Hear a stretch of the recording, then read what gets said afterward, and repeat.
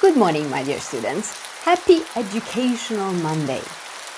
Today, I'm going to share with you an idiom in English that sounds really strange.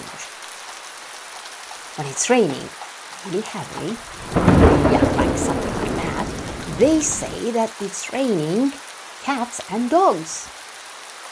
Why do they use this expression? I don't know. And nobody really knows the origin of this idiom. But next time it's raining, you can look out the window and show off your English knowledge by saying, "Oh no, it's raining cats and dogs." Seriously, I wish you have a sunny weather wherever you are. See you next Monday. Bye.